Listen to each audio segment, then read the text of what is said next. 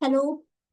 Welcome to all of you and thank you so much कि आप फिर से मेरे चैनल में आए हैं। तो हम एक सीरीज कंटिन्यू कर रहे हैं जो कि फाइनेंशियल फ्रीडम के ऊपर है। और आज का हमारा टॉपिक है कि फाइनेंशियल स्ट्रेस का रीजन क्या है।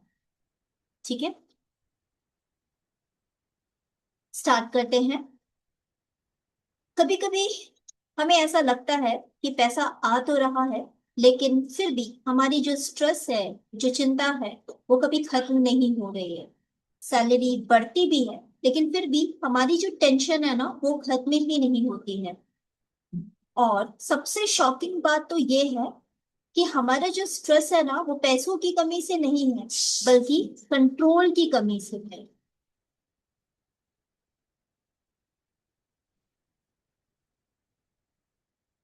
मतलब हम अपने पैसों को ये कंट्रोल नहीं कर पाते कि वो हम उसके एक्सपेंसेस को कंट्रोल नहीं कर पाते, है ना। हमने कभी भी ऐसा नोटिस किया है, जैसे कि कुछ लोग जो है वो कम इनकम में भी, उनके पास ज्यादा पैसे तो नहीं होते, लेकिन उनकी लाइफ बहुत ही ज्यादा पीसफुल होती है। और कुछ लोग हाई इनकम के बाद भी बहुत ज्यादा स्ट्रेस रहते हैं, यानी उनके पास अच्छे पैसे आते हैं, लेकिन फिर भी उनकी चिंता जो है वो बनी रहती है। आपको पता है ऐसा क्यों होता है? क्योंकि ना, मनी कभी भी प्रॉब्लम नहीं है। अनसर्टेनिटी जो होती है ना, वही प्रॉब्लम होती है। जब आपको पता नहीं होता कि पैसा कहाँ जा रहा है, कब खत्म हो रहा है, हमारा फ्यूचर सेफ है या नहीं है, तब हम बहुत ज्यादा स्ट्रेस में आ जाते हैं। हम बहुत ज्यादा चिंता करने लगते हैं अपने फ्यूचर को लेकर के। तो आपके फाइनेंशियल स्ट्रेस के पीछे ना तीन रीजंस होते हैं। सबसे पहला रीजन है लैक ऑफ क्लैरिटी। मीनिंग, आपको एग्जैक्ट पता नहीं है कि इनकम कितनी है और खर्च कहाँ हो रहा है, आपकी सेविंग कितनी है। और रिजल्ट क्या होता है? कंफ्यूजन, स्ट्रेस, चिंता, यही सारी चीजें। दूसरा रीजन है कि हम अपने ना फिनेंसेस पे कंट्रोल ही नहीं है। हमारे जो फिनेंसेस का सिस्टम है ना, उस पे हमारा कोई कंट्रोल ही नहीं है। जब आप अपने पैसे को खुद ही मैनेज नहीं कर पा रहे हैं, यानी पैसा आपको कंट्रोल कर रहा है, आप पैसे को कंट्रोल नहीं कर रहे। सैलरी आती है और ऑटोमेटिकली सारी की सारी खर्च हो जाती है। फिर हम वैसे ही पुरानी स्थिति में आ जाते हैं और अगली सैलरी का बेसब्री से इंतजार करने लगते हैं। नेक्स्ट रीजन है अपने फ्यूचर के लिए भयभीत होना, फ्यूचर फियर। मीनिंग, हम अपने ना फ्यूचर को लेके बहुत ज्यादा डर जाते हैं। अगर जॉब चली गई तो क्या होगा, अगर इमरजेंसी आ गई तो क्या होगा। और ये जो अंदर का जो डर है ना, वो हमें ना बहुत ज्यादा चिंतित कर देता है, हमें बहुत ज्यादा स्ट्रेसफुल सिचुएशन में डाल देता है। आगे बढ़ करके हम बात करते हैं तो एक कंपैरिजन ट्रैप भी है। आप लोग तो जानते ही है ना, आजकल सोशल मीडिया का कितना ज्यादा इन्फ्लुएंस है हर किसी के घर पे। अगर हम सोशल मीडिया में देखते हैं कि किसी ने पोस्ट किया कि उसका घर जो है वो, उसने नया घर खरीदा है, गृह प्रवेश हो रहा है, या किसी ने पोस्ट कर लिया कि उसने नई कार ली हुई है, या कुछ भी, तो हम अपने लाइफ को ना उनके साथ कंपेयर करने लगते हैं। हम अपने मन में सोचने लगते हैं कि वाह, उनकी लाइफ तो बहुत ही सही है, हमारी लाइफ में कितनी कमी है। और जब हम ये कंपैरिजन करते हैं ना, तो हम अपने आप को फिर से स्ट्रेस में डाल देते हैं। और हम बहुत ज्यादा अननेसेसरी का स्ट्रेस क्रिएट करते हैं अपनी लाइफ में, बस ये सोच सोच करके कि उनके पास इतनी सारी चीजें हैं, लेकिन हम अभी भी पीछे हैं। अब आपको मैं एक बहुत ही पावरफुल ट्रुथ बताने वाली हूँ। स्ट्रेस तभी आता है जब कंट्रोल बाहर होता है ना। जब भी आप चिंतित होते हो, इसका मतलब है कि आप अपने आए हुए, यानी आपके जो भी पैसे आते हैं उस पे आपका कंट्रोल नहीं है, इसकी वजह से आप चिंतित रहते हो। अब मान लो कि आप एक कार चला रहे हो। अब कार की जो स्टीयरिंग है आपके हाथ में है ना, तो आपको कोई चिंता नहीं है। लेकिन अगर स्टीयरिंग किसी और के हाथ में है, स्पेशली ऐसा मजाक में कहते हैं कि अगर गर्ल्स ड्राइव करते हैं तो बहुत सारे लोग पैनिक हो जाते हैं। मैं बस मजाक कर रही हूँ। ऐसा नहीं कि गर्ल्स अच्छा ड्राइविंग नहीं करते, वे भी बहुत अच्छे से ड्राइव करते हैं।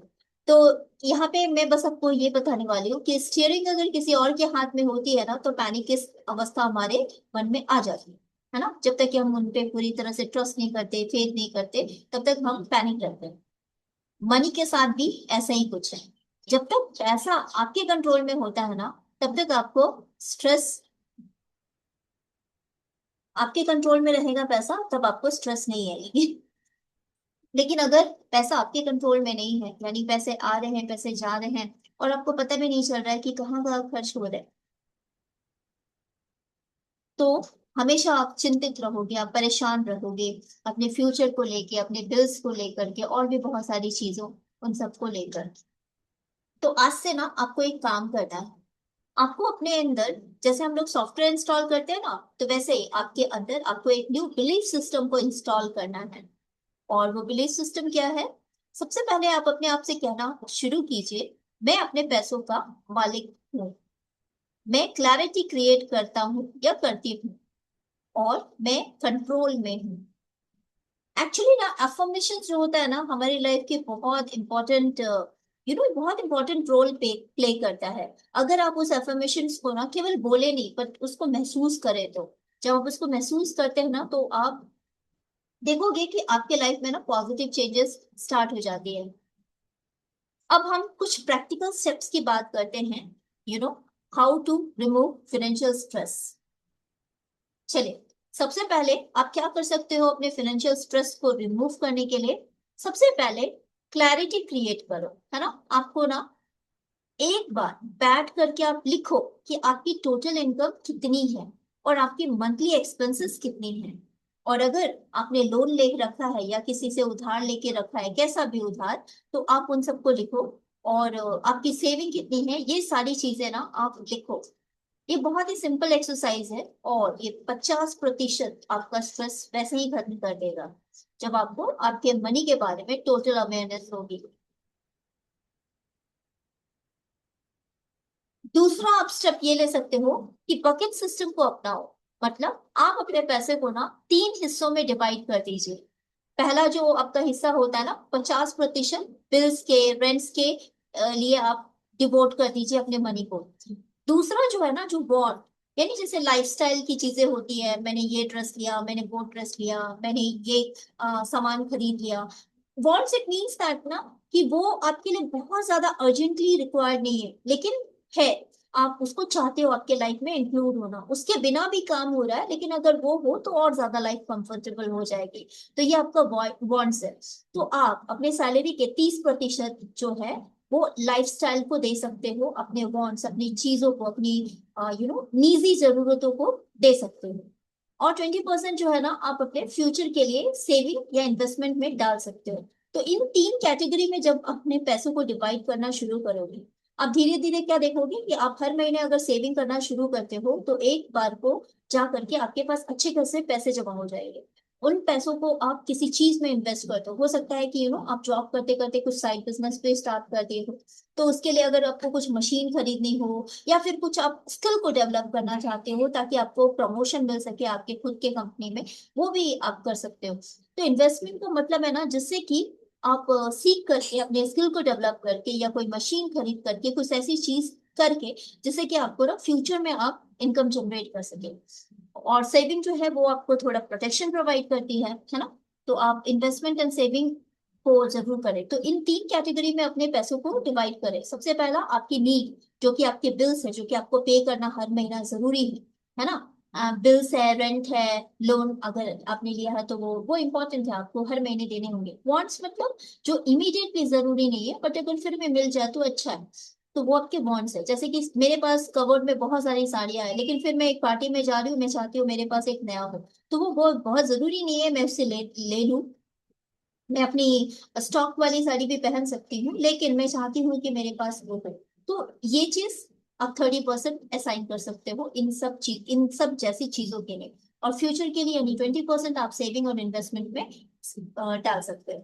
अगर आप ऐसा ऐसा करने लगे ना, तो आप देखिएगा मीन्स आपके लाइफ में ना चेंजेस आने शुरू हो जाएंगे। आपको एक तो सबसे पहले जब आप सेविंग करते हो ना, तो आपके मन में हमेशा से रहता है कि हाँ, मेरे पास में सेविंग है, मेरे पास में कुछ फंड्स है जो। और जब आपके पास में, मन में, आपके थॉट प्रोसेस, आपके सबकॉन्शियस माइंड में आप जब एश्योर होते हो कि हाँ आपके पास फंड है, तब आप ना डरते नहीं, आपके पास थोड़ा चिंता कम होता है ना। तो ये सेविंग करना तो आपको जरूर शुरू करना चाहिए।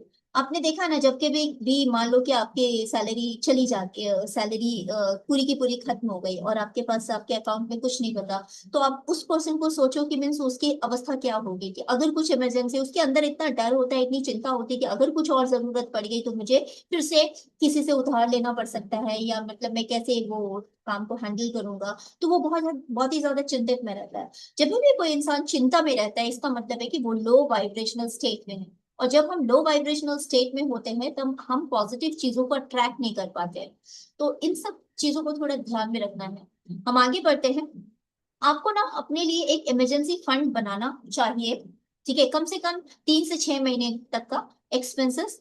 फॉर एग्जाम्पल, जैसे अगर अनफॉर्चुनेटली ऐसा कुछ हो कि जॉब चला गया हो या ऐसा कुछ, तो आपके पास आप जितना भी कमाते हो, मान लो कि आप 50,000 कमाते हो, तो 50,000 इंटू 6। ओके, मीनिंग उतना अमाउंट, अगर उतना फंड जो होगा आपके पास होगा, तो आप 6 महीने तक आराम से निकाल सकते हो अपने उस अवस्था को, और बिना किसी टेंशन के साथ में। तो हर किसी को ना एक इमरजेंसी फंड बना के ही रखना चाहिए। लेकिन उसका नाम आप इमरजेंसी फंड मत दो, क्योंकि जब हम किसी चीज को बार बार मैनिफेस्ट करते हैं ना, तो वो चीज हो जाती है। तो हम उसे इमरजेंसी फंड ना नाम दे करके हम ऐसा कर सकते हैं कि हम बस एक फंड अपने लिए रखे हुए हैं, जिसको कि हम फ्यूचर में कभी भी किसी भी चीज के लिए यूज करें, है ना। तो इस तरीके से आपके पास अगर वो फंड होगा, तब भी आप एक पॉजिटिव नोट में होंगे आपके पास, क्योंकि आपको पता है कि आपके पास ऑलरेडी इतने पैसे हैं। तो आपको चिंता नहीं होगी, आप स्ट्रेस में नहीं होगे, और आप बेफिक्र हो के अपने काम को कर सकते हो, और आप आगे बढ़ सकते हो। ठीक है, तो ये चिंता को बिल्कुल खत्म कर देता है। एंड देन फोर्थ पॉइंट जो है वो है कि ऑटोमेशन शुरू करो। मीनिंग, जैसे सैलरी आती है तो सेविंग में ऑटो ट्रांसफर कर दो, इन्वेस्टमेंट में ऑटो ट्रांसफर कर दो। ठीक है, ये क्या करेगा ना कि आपके आपका जो स्ट्रेस स्ट्रेस है उसको खत्म कर देगा। ठीक है, मीनिंग कभी कभी कैसा लगता है ना कि जैसे सैलरी आती है तो आपको मैनुअल वर्क करना पड़ता है, अरे यार इधर ट्रांसफर करो, फिर आप बोलते हो ठीक है मैं कल करूंगा, परसों करूंगा, ऐसे कर करके पूरे टाइम निकल जाते हैं, और आपको पता चलता है कि एक टाइम में आपकी पूरी की पूरी सैलरी चल गई। तो why not to do something automation. Meaning कि जैसे सैलरी आई, इतनी पर्टिकुलर अमाउंट जो है उधर चला गया, आपके दूसरे अकाउंट में चला गया, है ना, सेविंग में चला गया, इन्वेस्टमेंट के लिए चला गया। तो ये हमें ऑटोमेशन टूल की मदद से हम ये ऑटोमेशन कर सकते हैं। Next, the most important point that I'm going to tell you is the financial education। क्योंकि हमें बचपन से नहीं सिखाया गया, हमें बचपन से बिल्कुल सेफ खेलना सिखाया गया। हमें बचपन से सिखाया गया है कि बेटा अच्छे से पढ़ो, अच्छे से पढ़ाई करो, गवर्नमेंट में जॉब लो, और मीन्स आपकी लाइफ सेट हो जाएगी। एक्चुअली हमें ना फाइनेंशियल एजुकेशन बिल्कुल भी नहीं बताया जाता है। ठीक है, और ये स्कूल में भी नहीं सिखाया जाता है, ये आपको खुद सीखना पड़ेगा। ठीक है, तो ये सारी चीजें, इन सारी चीजों को जब आप लाइफ में अपनाते हो, तो आप फाइनेंशियल स्ट्रेस को काफी हद तक कंट्रोल कर लेते हो, क्योंकि अब मनी आपको कंट्रोल नहीं कर रहा है, अब आप मनी को कंट्रोल कर रहे हो। आपको पता है कि किस में कितना इन्वेस्टमेंट होना चाहिए, है ना। तो आपको ये कभी भी नहीं सिखाया गया होगा कि आप आप पैसे को कैसे कंट्रोल कर सकते हैं, कैसे सिक्योर फील कर सकते हैं। आपको बस यही सिखाया गया कि हार्ड वर्क करो, पैसा खुद मैनेज हो जाएगा, लेकिन रियलिटी बिल्कुल अलग है। ठीक है, और अगर आप मैनिफेस्टेशन सीखना चाहते हैं ताकि आप फाइनेंशियल फ्रीडम को अटेंड कर सके, तो हमने एक कोर्स डेवलप करी है जिसका नाम है the ultimate master manifestation blueprint. आप उस कोर्स को ज्वाइन कर सकते हैं, और उस कोर्स में आपको मैनिफेस्टेशन की बहुत बारीक डिटेल्स दी गई है। आपको ये भी बताया गया है कि आप small scale 10 small scale business plan के साथ में आपको ये बताया गया है कि किस तरीके से आप स्मॉल स्केल बिजनेस शुरू कर सकते हैं। और कुछ ऐसे भी बिजनेस बताए गए हैं जो मीडियम स्केल बिजनेस है। ठीक है, तो अगर आप उन सारी चीजों को सीख लेते हैं और अपने लाइफ में इम्प्लीमेंट करते हैं, तो धीरे धीरे आप अपनी गति को फाइनेंशियल फ्रीडम की तरफ मोड़ लेंगे, और अल्टीमेटली आप फाइनेंशियल फ्रीडम को अटेंड करेंगे अपनी लाइफ में। ओके, अगर आपको आज का वीडियो अच्छा लगा और आप अपने मनी पर खुद कंट्रोल करना चाहते हैं, तो प्लीज कमेंट बॉक्स में लिखिए I take control of my own money. ठीक है, अगर आपको लगता है कि वीडियो थोड़ी सी भी वैल्यू आपको दे रही है, तो इस वीडियो को उन लोगों के साथ शेयर करें जो अंदर से बहुत ज्यादा स्ट्रेस्ड है लेकिन वो बोल नहीं पा रहे। ठीक है। और याद रखिए, स्ट्रेस मनी से नहीं, कंट्रोल ना होने से आता है। जब आप कंट्रोल अपने हाथ में ले लेते हैं, तभी आप अपनी लाइफ को पीसफुली जीना सीख जाते हैं। तो मैं आपको अगले वीडियो में फिर से मिलूंगी, और एक और लाइफ चेंजिंग ट्रुथ के साथ। तो तब तक के लिए जय जय श्री राम, हर हर महादेव।